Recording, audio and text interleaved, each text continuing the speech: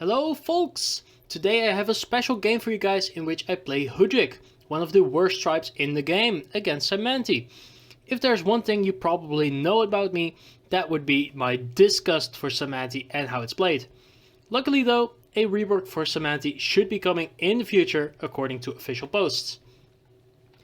Now, before we get too excited about this game though, let's celebrate reaching 500 subscribers by doing some games together. You can join by leaving a comment with your name on either this video or on the community post I made. Now about this game, my opponent is playing Samanti very aggressively and was playing Hudrik, and the way I suggest you also play them. I think Hudrik is underrated because people don't know how to play them. And they play differently than the other tribes in the sense that a good Hudrik player will try to force the opponent to fight them while taking control over the situation with archers. And you'll see how that works in this game.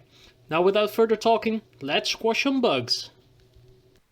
Alright, let's take a look at this game, shall we? So we are playing Hudrik here, and our opponent is playing Samanti, as I said before. And looking at this map, we have one village that is very central to both of us. And looking at our spawns, Samanti is usually very aggressive, which I completely hate about them. And Hudrik here, we are very close to each other. So that's kind of a disadvantage. Although, in Hudrik's case, it's kind of an advantage because Hudrik can perform something that's called putting pressure on the opponent. And if you can dedicate yourself to fighting them and making them fight you, then what's going to happen is that they are going to spend all of their resources while you are slowly but surely gaining the upper hand. So that is our strategy here. Let's see how it works out. Standard stuff for the spawn with Hudrik, a non-zero T0 tribe, is you're just going to get a warrior. And this archer is always difficult what to do with that archer. And in this case I decided not to go for the central village, even though I probably could have. And what I want to do is send this warrior over there, being protected by this archer. Opponent is very lucky to have a lighthouse spawn, so they can upgrade. And as you will probably know, because you watched my new beta video, if you haven't, just check it out. This is going to change, and this would still be possible in this case because you can move towards that. And in that case, Samanti is the only tribe that's still going to be advantage from this. Because usually what you don't want to do is move your warrior towards the lighthouse. That's kind of counterintuitive. But in this case it kind of makes sense. So, let's continue. See some standard stuff, nothing too crazy here. We do find a ruin, which is always kind of nice. We do keep this warrior kind of in line with this archer so we can protect it. Nothing too special about that. They find the village. The village density is quite balanced, I would say. Other than some inconsistencies, like there's like this whole big gap over there, which is going to make it very difficult for us if we need to fight from here, because Samanti has these creepy crawlers called hexapods, or as I like to call them, hexaspuds, and they can move through this stuff very easily, especially if they're boosted. But Hudrik, not so much. Although we do have this very nice defense bonus which we start with. Go with hunting. Always nice to get your economy going. Even though we don't have too many animals, which is a bummer. I think that Hudrik should have... all their forests should have animals. Maybe lower the forest count a little bit. But all of them should have animals. That's just going to make sense. Here, opponent, Semanti players are just simple creatures. The idea is train hexapod, boost, attack, win. But we are going to deny that because we are playing 500,000 IQ Hoodrick, and Hoodrick is going to get none of that. Because we have archers, or as some YouTuber used to call them, clowns. Well, clown this, golly, clown this. You know how people say that Semanti is the best tribe in the game? Well, reconsider, because you are going to get slapped by Hoodrick. Interestingly, we get organization from that ruin, and that allows us to upgrade the city. We get an explorer here that is going to reveal their shaman as well as their capital. It doesn't hit their lighthouse, which is very nice because, well, kind of is and kind of isn't. The thought behind that is that they don't know that we know, whereas we know that they don't know that we know. Yeah, get your head around that one. But it also sucks that we don't get the population, of course. That's going to make our upgrade a bit cheaper. But in this case, I think the psychological advantage is the thing that is more important. Semanti goes economy. Yup. And as stated before, boost hexapod, attack, win. And there goes the first kill. Very nice. We are going to keep expanding this way, and we want to cut them off out of as many villages as we possibly can, just so that we can get an advantage. As always, standard stuff. But in this case, it's even more important because this hole here means that if we need to get into a defensive position here, that is going to really suck for us. Not a nice position. This is really still a bummer. They can still insta-kill my warrior there because it doesn't have a defense bonus. Could have worked more with that. To be honest, I completely forgot that that was a thing even. So don't forget that archery gives you a defense bonus. They do some stuff. We get aggressive as well. We know that they can't kill our archers here, so we take some risks with that. And they don't know that we know, once again, that we can hit this. And that's going to basically cost them as much as it costs us. But we are expanding more rapidly than they are, because we are sending 2 units away, whereas they are only sending 1 unit. This is going to help us in getting the upper hand later in the game. Yep, we get a free kill basically.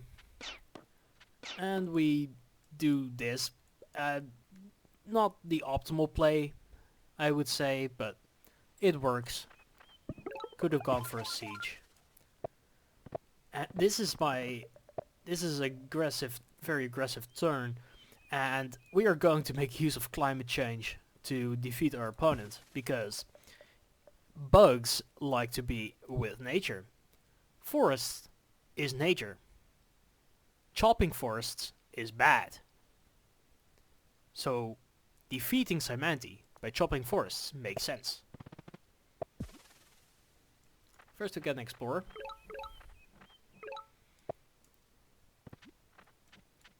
First lighthouse we get. We see that there's a bunch of nothingness over here, and that's going to put more pressure on these villages over here. And now we start aggressively chopping, and we get a wall, as we saw with the other video that I posted just a couple of weeks ago, or maybe a couple of days ago, depending on when you are looking at this video. A wall can be very effective against Semanti because they are so incredibly bad at countering these. It takes them so much effort, and when they do, they can counter them very effectively, but also they go over the wall themselves. Don't know why exactly, because ranged units are the perfect counter to a wall. Kind of a misconception that just getting a wall is going to help you defend against anything, which is not true. Far from it even. Okay, they get a lot of kills in this turn, that's fine. We don't care too much. But we can also get a bunch of kills, so it evens out. Get a lighthouse, always nice. Do some upgrading, even though they're very expensive upgrades. Usually it's worth it. Now, this archer here is kind of useless at the moment, but I was thinking maybe they already have hexapods over there, but that was really not the case, so kind of a waste on this archer. Could have gone with something else. Okay, they get the siege on. That's fun. They get climbing. Okay, that makes sense. They want to do some funky stuff because there's mountains over here. And they don't have vision on this ruin yet, nor on this one. So it's going to help them in the later part of this game. But with this aggressive siege, we can easily stop that because archers. Archers good. You also get a veteran swordsman. Didn't think too much about that, but that's always nice.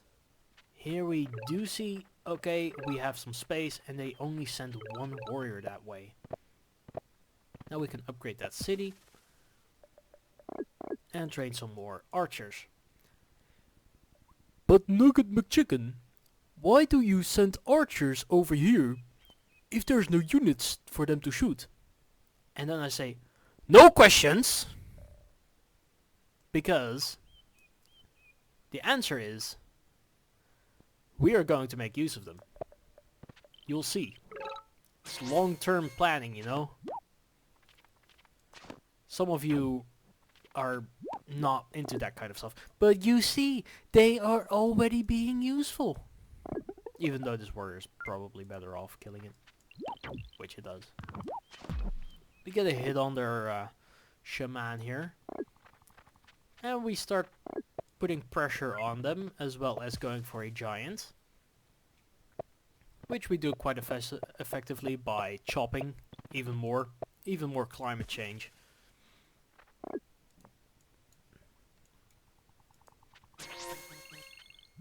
They assemble their titans, and they go for a kill, and they decide against sieging, because they think that this village here is really not being contested, but they couldn't be farther from the truth, because we have archers, and archers are going to be very nice. Go with population growth, and I think that this is a very big mistake, because they left open 4 population out of the 5, and I really can't handle that they are doing that, because that is so incredibly annoying. And you don't just do that, as well as what the heck is this? They probably thought that they could upgrade the capital, but they didn't upgrade this guy because they were getting angry because archery is fantastic. That's my train of thought. That was exactly what was going through my head when I was playing this game. We are sending out our giant with a complete escortese of archers. Don't think that that is a word, but now it is. And yes, they can kill, but we can kill their unit as well. And if you look at the amount of cities, 1, 2, 3, 4, 5, 6, and against theirs, 1, 2, 3, 4, 5. At the moment, we are winning, and we have more units than they do, which is usually a good indicator for a game that you're going to win.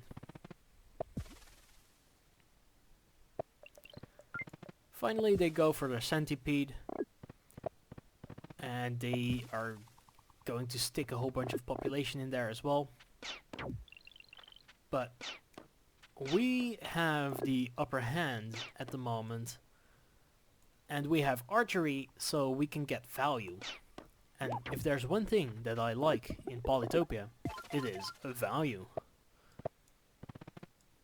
Do some upgrading. Don't forget your economy. Still important, even though units are more important usually. Economy is still very important. As well as pinging down your opponent's cities by making sure that whatever they train in there, that you can kill it as soon as it comes out. Just makes them waste a whole bunch of stars. You can see what's going on now, right? We are just going to keep pressuring all of their cities, not give them an advantage, and slowly work our way towards getting, not these, but knights. And they can kill this giant, no problem, but the problem was not the giant. The problem was that we have more units than they do, and that our units are just more good. More good. Units good.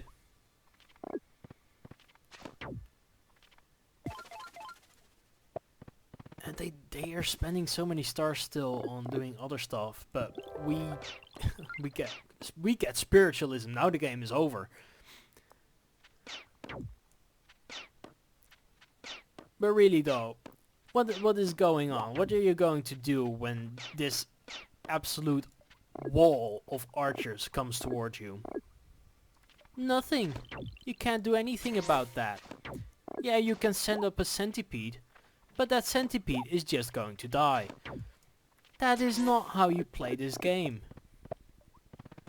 Stop playing Symanti. That is the best tip that I can give you. Because if Hudrik, freaking Hudrik, one of the worst tribes, if not the worst, can defeat you, then what's the point? What are you doing? Stop playing. Here, I can siege. I can keep bothering you. What are you even trying to do? Get free spirit. So, takeaway from this game, stop playing Symanti and play Hudrik. That's it. See you in the next one.